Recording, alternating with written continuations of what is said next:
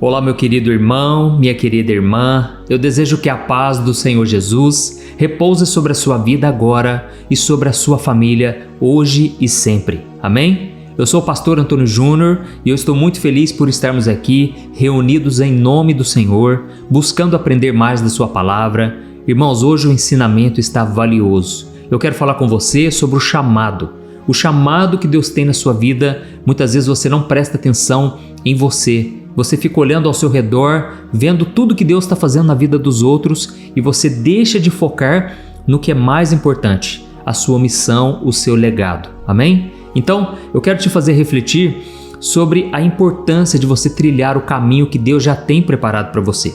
Irmãos, eu me lembro que durante muitos anos eu ficava olhando aqueles homens, mulheres de Deus, muito usados pelo Senhor, e eu começava a perguntar: o que eles têm que eu não tenho? Por que será que eles são tão usados por Deus? Como eles conseguem fazer tanta diferença na geração deles, na minha geração?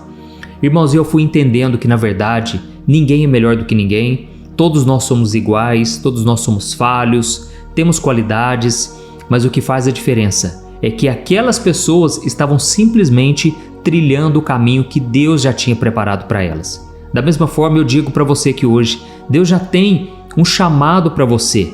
Você já pode andar agora em segurança, sabendo que você está no caminho certo, no caminho que já foi preparado, ou então você pode andar por conta própria, na sua própria força, e aí com certeza você vai se decepcionar, você vai se arrepender futuramente por não ter trilhado esse caminho de Deus hoje. Então eu vou te mostrar aqui o exemplo na vida de Pedro, porque chegou um momento em que Pedro começou a olhar para os outros e ele deixou de focar no chamado que Deus tinha para ele.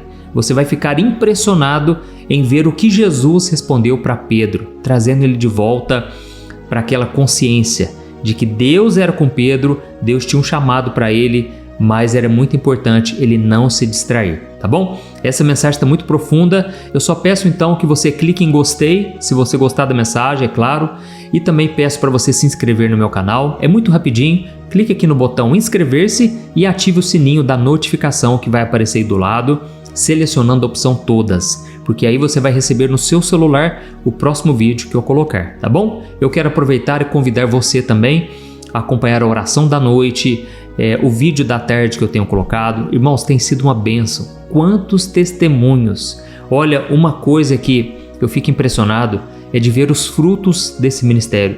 Irmãos, toda honra, toda glória pertencem a Deus. Lembra do que eu falei? Quando você trilha o caminho que Deus tem para você, Deus começa a fazer coisas grandes, maravilhosas, mas você precisa aprender a confiar no Senhor, fazer do jeito certo, obedecer a sua palavra. Então, eu vou ler para você uma passagem que está em João, capítulo 21, no Evangelho de João 21, o versículo 18 ao 23. Aqui nós vemos que Jesus, ele já tinha ressuscitado, ele apareceu para os discípulos, e lembre-se de Pedro, né? Ele negou Jesus 3 vezes, ele se arrependeu profundamente, ele chorou amargamente, mas Jesus tinha um chamado para ele, e então Jesus pergunta: Pedro, você me ama?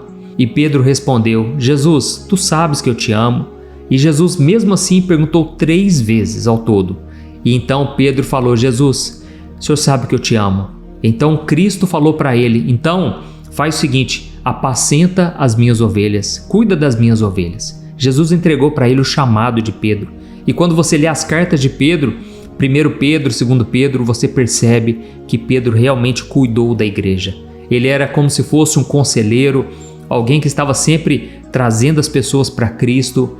Irmãos, cada um de nós tem um chamado, mesmo você que falhou, você que acha assim: ah, pastor, agora eu já errei muito, pastor, eu me afastei, eu desviei, eu saí do caminho que Deus tinha para mim. Meu irmão, não tem problema, hoje é dia de você voltar, amém? Assim como Jesus perguntou: Pedro, você me ama?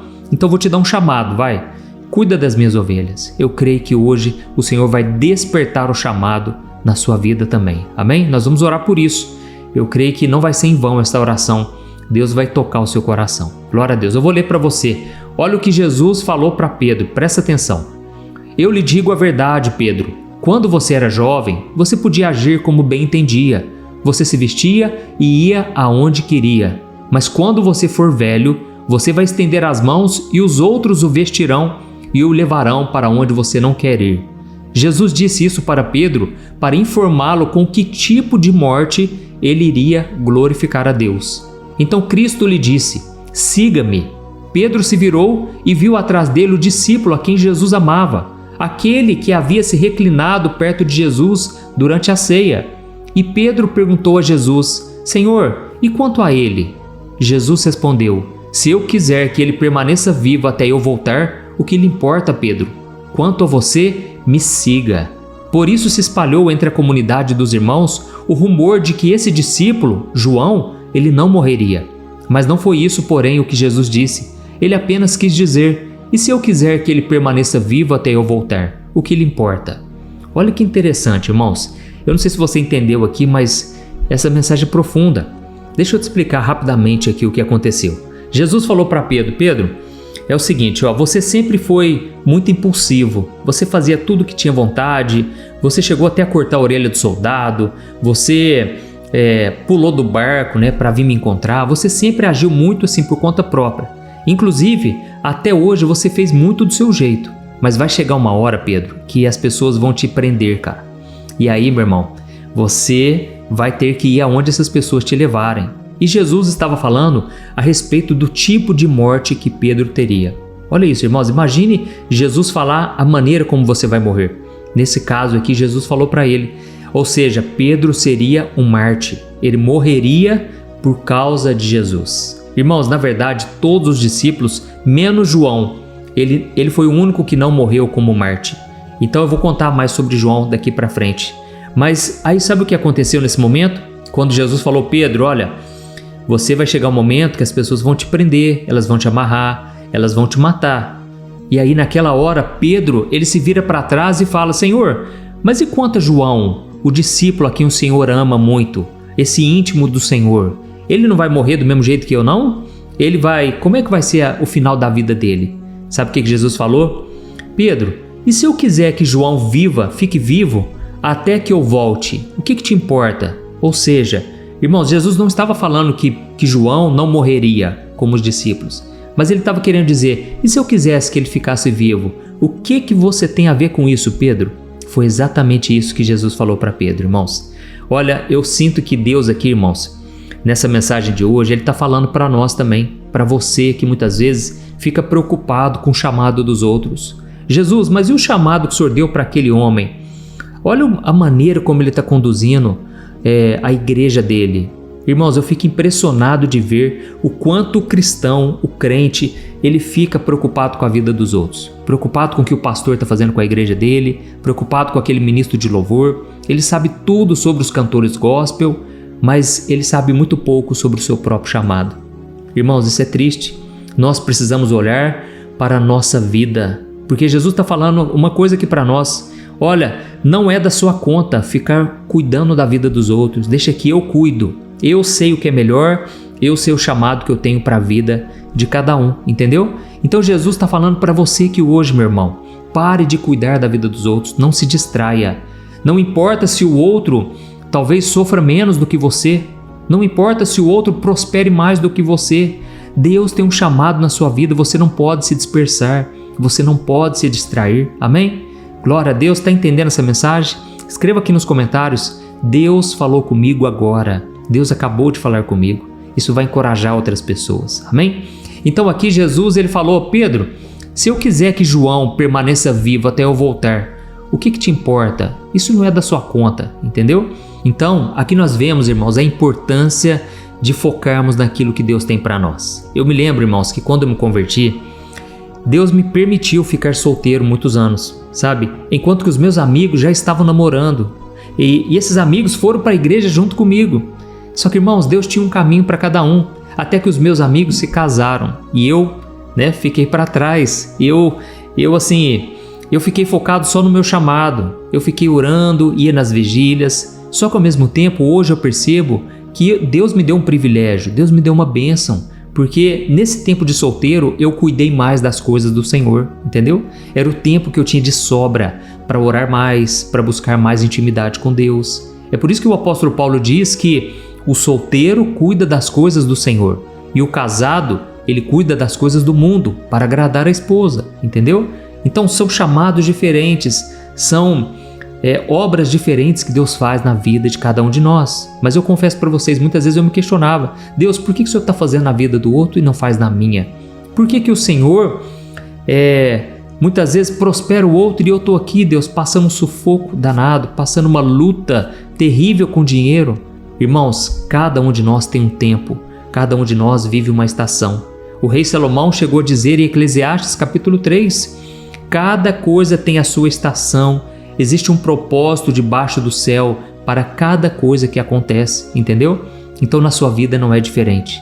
Eu creio que hoje Deus está te chamando, volte a cuidar da sua vida, pare de ficar focando na vida dos outros, amém? Então nós vemos, por exemplo, pessoas que conseguem receber um ministério, pessoas que entrou para a igreja, logo já começa a pregar, já começa a evangelizar. Talvez você está há tanto tempo esperando uma oportunidade. Meu irmão, foque no que Deus tem para você, pare de se comparar. Olha, eu já me comparei com algumas pessoas, eu sofri, porque eu olhei para minha insignificância e eu pensei, eu nunca vou conseguir atender o chamado de Deus, porque eu não sei falar bem, eu sou tímido. Eu comecei a olhar para as minhas deficiências e eu parei de valorizar o que Deus já estava fazendo na minha vida, entendeu?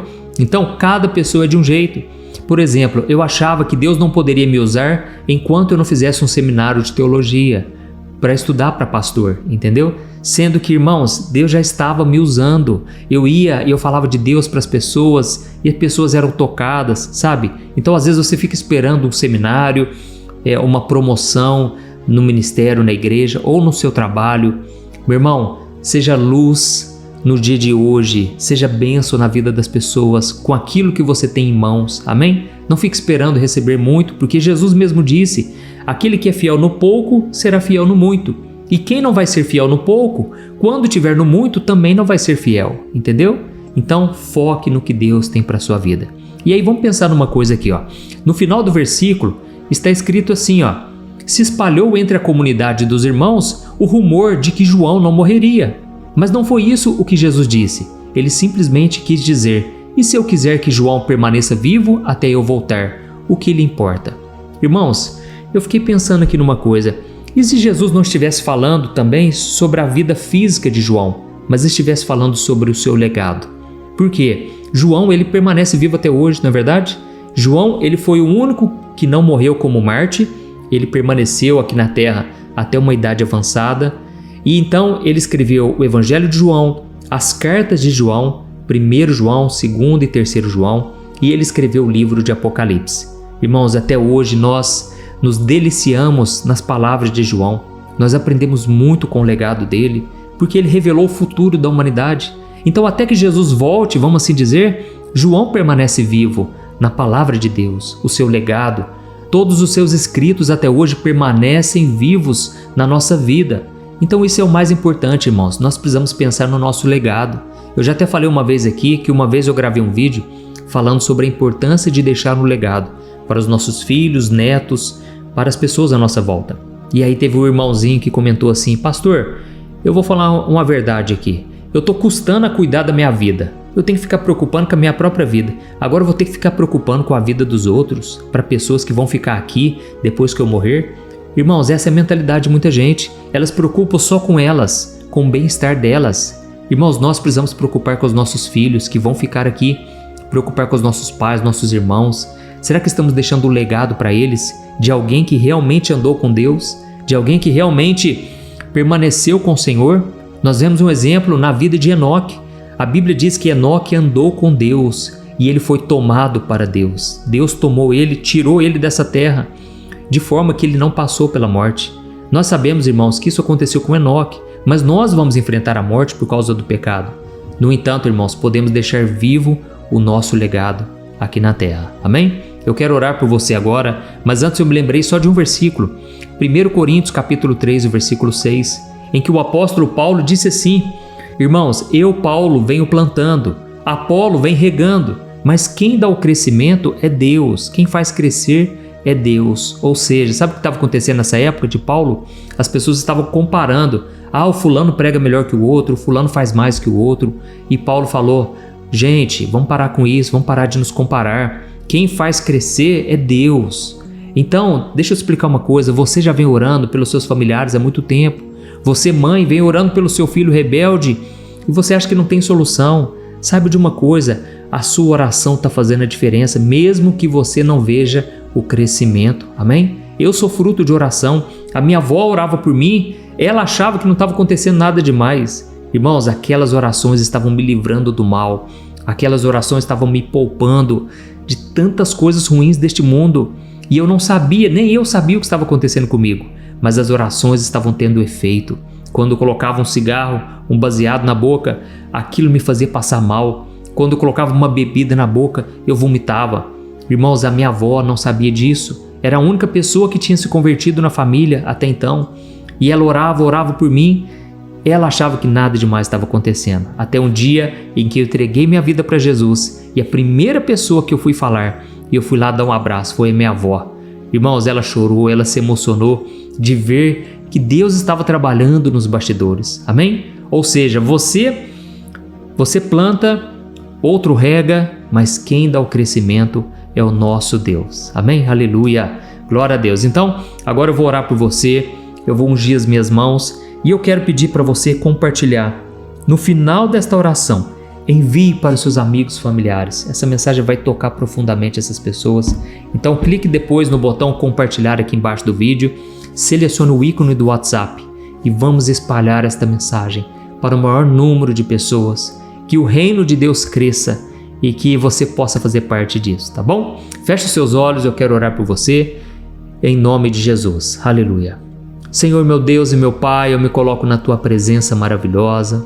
Eu quero Te agradecer por mais um dia de vida. Obrigado, meu Deus, pela nossa saúde.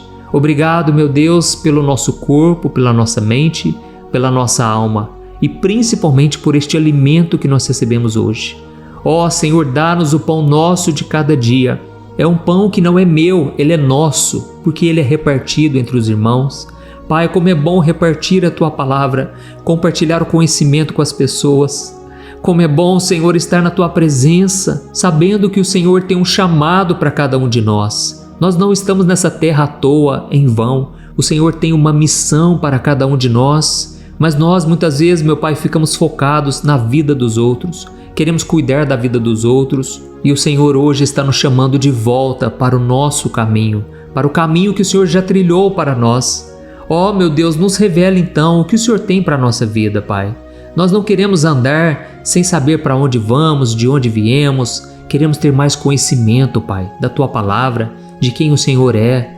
Ó, meu Deus, revela para nós o chamado nas pequenas coisas, nas coisas que nós gostamos de fazer. Eu não creio que o Senhor nos chamou para fazer algo que nós não temos prazer. O Senhor deseja que nós tenhamos prazer todos os dias em fazer a Tua vontade. Por isso, meu Deus, alegra o nosso coração. Perdoa os nossos pecados. Nos ajude, Senhor, a encontrar contentamento, ainda que estejamos passando por lutas, ainda que muitos aqui, ó Deus, estão no meio do deserto, não sabem para onde correr, não sabem para onde vão. Mas nesse momento, meu Pai, nós nos humilhamos na Tua presença e Te pedimos, toma conta de nós. Nós não temos controle sobre a nossa própria vida, Senhor. Nós queremos fazer aquilo que o Senhor tem para nós. Nós queremos trilhar o caminho que já está pronto. E a Tua palavra mesmo diz que quando não soubermos qual caminho seguir, ouviremos uma voz atrás de nós dizendo: este é o caminho, andai por ele. Ó Espírito Santo, eu creio que o Senhor está nos direcionando aqui hoje. O Senhor vai nos conduzir em cada um de nossos passos. Nos ajude, Senhor, a enxergar a Tua mão em cada detalhe da nossa vida. E nós Te pedimos perdão, Senhor, por muitas vezes ficarmos querendo viver a vida do outro e deixamos de viver aquilo que o Senhor já tem para nós. Ó, meu Deus, transforma a nossa realidade, que muitas vezes é ruim. Não queremos enxergar a nossa realidade porque temos vergonha dela. Mas, Jesus, eu creio que hoje o Senhor vai endireitar os nossos caminhos. O Senhor vai arrumar toda a bagunça. Nós entregamos nas Tuas mãos, ó Pai, o nosso futuro, a nossa vida. Tudo aquilo que está desordenado, vem, Jesus, toma conta de nós. Faça a Tua vontade, não a nossa. Entregamos nas Tuas mãos, ó Deus, hoje os nossos caminhos, os nossos sonhos, o nosso futuro. E Te pedimos que seja feita a Tua vontade, assim na terra como no céu. Que o Senhor, meu Pai, cumpra a Tua vontade em nós e que possamos chegar no final da nossa vida dizendo: valeu a pena fazer a vontade de Deus e não a nossa. Ó meu Deus, eu estendo as minhas mãos agora e eu te peço, cura as feridas físicas, emocionais, toca nesse corpo agora, Jesus, essa pessoa que está doente, enferma. Eu creio que não é o fim dela. Ela está pensando agora: chegou o meu fim, não tem mais jeito. Mas eu creio que hoje o Senhor está liberando vida e essa pessoa ainda vai viver anos e anos na tua presença. Eu creio, meu Pai, que o Senhor tem um chamado e o Senhor deseja que nós construamos um legado para as próximas gerações. Não deixe a gente desperdiçar a nossa vida, Pai. Não deixe que a distração, a tentação nos roube da tua presença. Nós queremos caminhar contigo, olhando firmemente para o autor e consumador da nossa fé, Jesus Cristo. E é em teu nome, Jesus, que nós encerramos esta oração e entregamos a nossa vida, o nosso futuro e consagramos o nosso dia na tua presença. Em nome de Jesus que eu oro e te agradeço. Amém. Glória a Deus. Aleluia. Olha, eu tenho percebido uma coisa que tem me deixado muito preocupado. A cada 5 casais que eu tenho conversado, pelo menos 3 vivem pensando em se divorciar por estarem totalmente desgastados na sua vida conjugal. E talvez você seja uma dessas pessoas, ou porque você já se divorciou ou está pensando nisso, pois já não aguenta mais tanto sofrimento no casamento e na sua vida.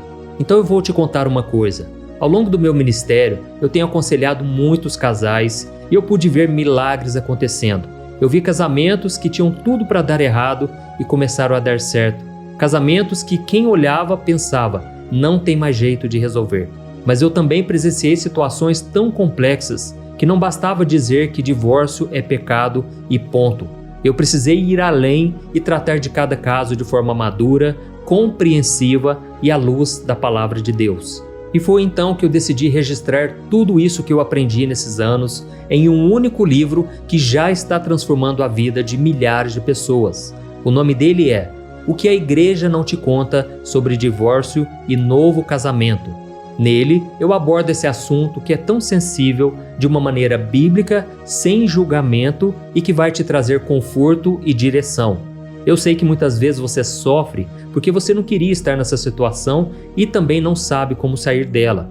Além disso, você ainda tem que lidar com o medo de estar fazendo a escolha errada todos os dias. E eu quero te falar uma coisa: você não precisa mais viver cheia de culpa e medo. Chegou a hora de você se livrar desse sentimento de confusão, de infelicidade. Chegou a hora de você acreditar que Deus te ama, Ele não esqueceu de você e Ele tem um plano abençoado para a sua vida. Todos os dias as pessoas me perguntam: pastor, até que ponto eu devo lutar pelo meu casamento? O que será que Deus vai pensar se eu me divorciar? Se eu me casar novamente, será que Deus vai me abençoar ou eu nunca mais poderei ser feliz com alguém?